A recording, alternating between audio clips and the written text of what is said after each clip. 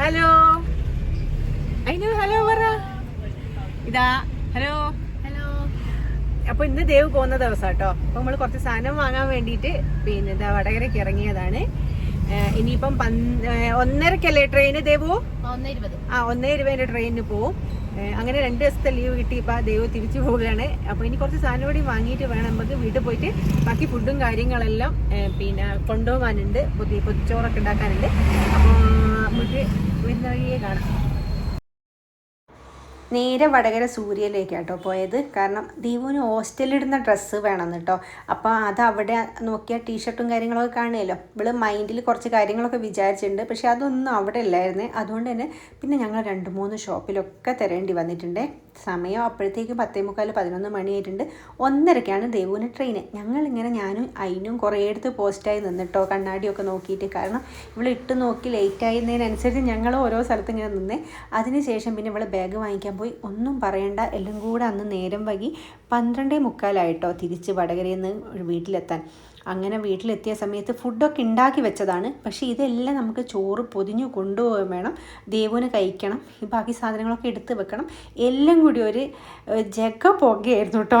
അപ്പോൾ എന്താ പറയുക, ഈ ഉണ്ടാക്കി വെച്ച സാധനം അവൾക്ക് ഇഷ്ടപ്പെട്ട സാധനമാണ് ഈ തക്കാളി ഫ്രൈയും കല്ലുമ്മക്കായ് പൊരിച്ചതും പിന്നെ അതേപോലെ ചെമ്മീൻ പൊരിച്ചതും ഒക്കെ. പക്ഷേ ഇതൊന്നും കഴിക്കാനുള്ളതൊക്കെ നേരമില്ല. എനിക്ക് ഏറ്റവും സങ്കടം അത് ഉണ്ടാക്കി വെച്ച സാധനം നമ്മളെ മക്കൾ കഴിക്കാതെ പോകുക എന്ന് പറയുമ്പോൾ നമുക്ക് എന്തോ ഒരു വിഷമമല്ലേ. എങ്ങനെയല്ലോ കുറച്ച് വാരി കഴിക്കുകയും ചെയ്തിട്ടുണ്ട്. ബാക്കി സതീഷേട്ടൻ രാത്രിത്തേക്ക് കുറച്ച് പൊതിഞ്ഞെടുത്തിട്ടുണ്ട് കേട്ടോ. പിന്നെ എന്താ പറയുക, ഒരു സമയം ഏകദേശം എനിക്ക് തോന്നുന്നു ട്രെയിന് 1:30ക്കാണെങ്കിൽ കറക്റ്റ് 1:30ക്ക് എത്തുന്ന ടൈമിൽ എത്തുമോ എന്നുള്ളൊരു ടെൻഷനായി പോയിട്ടുണ്ട് കേട്ടോ. പിന്നെ കാരണം എല്ലാ സാധനം എടുത്ത് വെക്കണമല്ലോ. അവസാനം എല്ലാം കൂടെ ആ സാധനങ്ങളൊക്കെ എടുത്ത് വെച്ച് കൂടി ഒരു പച്ചമുളകും കൊടുത്തിട്ടുണ്ട് കേട്ടോ. ഈ ചീരപ്പറങ്കി എന്നോടൊക്കെ ഭയങ്കര ഇഷ്ടമുള്ള ആളാണ് കേട്ടോ. അപ്പോൾ ഒരു പച്ചമുളകും കൂടെ ഞാൻ ആ ചോറിൽ വെച്ച് കൊടുത്തേ. എനിക്ക് എന്താ അറിയില്ല, എന്നത്തേക്കാളും ഇങ്ങനെ വെപ്രാളപ്പെട്ട് പോകുന്നതിനെ കൊണ്ടാന്ന് തോന്നുന്നു എനിക്ക് ഭയങ്കര സങ്കടമായിരുന്നു കേട്ടോ. ഇപ്പോൾ സമയം 1 മണിയായി. 1:30ക്ക് 1:20 ട്രെയിന്. 1:20 നമ്മൾ റെയിൽവേ സ്റ്റേഷനിലെത്തണം. എങ്ങാനും ബ്ലോക്കും കാര്യവും കുടുങ്ങിയിട്ട് എത്തുകയില്ലേ. ഭാഗ്യത്തിന് കൊയിലാണ്ടി എത്ര മണിക്ക് എത്തുക എന്ന് നോക്കുമ്പോൾ ട്രെയിന് ലേറ്റ് ആയിരുന്നു കേട്ടോ. അതായത് ഒരു 15 മിനിറ്റ് ലേറ്റ്. അതുകൊണ്ട് മാത്രമാണ് ദേവുവിന് കറക്റ്റ് ടൈമിൽ പോകാനായത്. ബുക്ക് ചെയ്ത് വെച്ചതാണേ. അപ്പോൾ ആ ട്രെയിൻ മിസ്സായാൽ പിന്നെ അവൾ തനിച്ചു പോകണം. അതേപോലെ തന്നെ ലേറ്റ് ആവുകയും ചെയ്യും. പിന്നെ രാത്രിയാവും ഹോസ്റ്റലിലെത്താൻ. ഈ അയിനൂനോടും സിദ്ധുവിനോടൊക്കെ എങ്ങനെയോ യാത്ര പറഞ്ഞിട്ട് പോയിട്ടോ. അയിനൂനൊന്നും മനസ്സിലാകുന്നില്ല. കാരണം പിന്നെയുള്ള ഓട്ടാണല്ലോ. ഞാനിങ്ങനെ കുറേ ചീത്ത പറഞ്ഞുകൊണ്ടിരിക്കുന്നുണ്ട് കേട്ടോ. ഇങ്ങനെ പോകാനുള്ള ദിവസങ്ങൾ വാങ്ങിക്കാൻ പോവരുത്, ലേറ്റ് ആവും എന്നൊക്കെ. ഈ ചീത്തയും കൂടിയും പറയുമ്പോൾ എനിക്ക് എന്തോ സങ്കടമേ. പോവുകയാണല്ലോ എന്നുള്ളൊരു വിഷമം അതുകൊണ്ട്. എനിക്കെന്താ അറിയില്ല, ഈ വട്ടം പോകുന്ന സമയത്ത് ഭയങ്കര വിഷമമായിരുന്നു കേട്ടോ. അവൾ 2 ദിവസം വന്നു നിന്നു പോയതൊന്നും അറിഞ്ഞിട്ടില്ല. കാരണം ബർത്ത്ഡേ ആയിരുന്നു. പിന്നെ അതിനുശേഷം ഇങ്ങനെയുള്ളൊരു ഓട്ടപ്പാച്ചിലും ആയല്ലോ. എനിക്കല്ലെങ്കിലും കുഞ്ഞോ സിദ്ധോ ദേവോ സൈഷറിന് ആരും ആയിക്കോട്ടെ പോകുന്ന സമയത്ത് എനിക്ക് ഭയങ്കര സങ്കടം കേട്ടോ. തലേന്ന് വരികയെങ്കിലും പിറ്റേന്ന് വരികയെങ്കിലും ഒക്കെ എനിക്ക് അറിഞ്ഞുകൂടാ. ഭയങ്കര ഇമോഷണലി ഞാൻ പൊതുവേ ഡൗൺ ആയ ഒരാളാണ്. അപ്പോൾ അതും കഴിഞ്ഞ് പിന്നെ വീട്ടിലോട്ട് വരുമ്പോൾ എനിക്ക് എന്തോ ഒരു വിഷമമായിരുന്നു കേട്ടോ. അവളെ കൊണ്ടാക്കിയിട്ട് അവൾ തിരക്കിട്ട് ഓടി കയറി പോയതാണ് ട്രെയിനിൽ. അപ്പോൾ പിന്നെ ഞങ്ങൾക്ക് അയിനൂനെ തിരിച്ച് കൊണ്ടാക്കാൻ വേണ്ടി കൊയിലാണ്ടി പോകാനുണ്ടായിരുന്നു. അപ്പോൾ നേരെ തന്നെ വേഗത്തിൽ തന്നെ ഞങ്ങൾ തിരിച്ച് കൊണ്ടുപോകാൻ വേണ്ടിയിട്ട് ഇനി കൊയിലാണ്ടിക്ക് പോകാം കേട്ടോ. കാരണം അയിനൂന് നാളെ അംഗനവാടി ഉണ്ട്. പിന്നെ ദേവുമില്ല, കുഞ്ഞുമില്ല, സിദ്ധുവും ഞാളും മാത്രമല്ലേ ഉള്ളൂ. അപ്പോഴത്തേക്ക് തന്നെ അയിനൂനൊരു മൂഡ് ഓഫ് വന്നിട്ടുണ്ട് കേട്ടോ. ആരും ഇല്ലാണ്ടായപ്പോൾ പിന്നെ ഞങ്ങൾ വേഗം തന്നെ അയിനൂനെ അവിടെ വീട്ടിലോട്ട് കൊണ്ടാക്കാൻ പോകാം കേട്ടോ.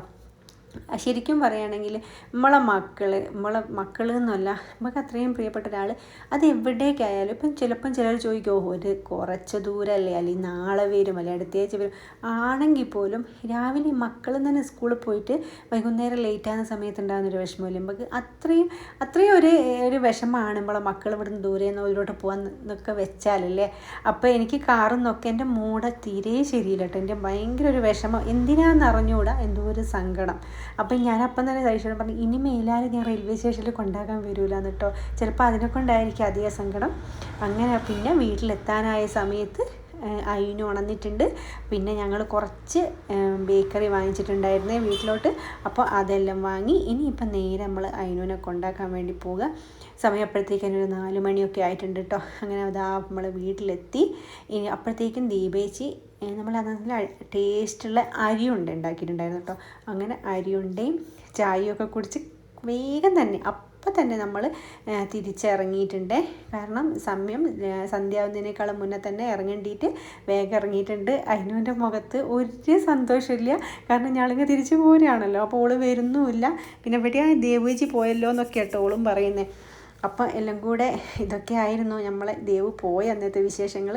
എല്ലാ അമ്മമാരും ഇങ്ങനെ തന്നെയൊക്കെയാണെന്ന് എനിക്കറിയാം. അതുകൊണ്ട് തന്നെ ഞാൻ പറയുന്ന കാര്യങ്ങൾ അമ്മമാർക്ക് അതേപോലെ മനസ്സിലാവുമെന്ന് എനിക്കറിയാം. അപ്പോൾ ഇത്രയൊക്കെയാണ് വിശേഷങ്ങൾ. അടുത്ത വീഡിയോ കാണുന്നവരേക്കും എല്ലാവർക്കും tata bye bye, see U.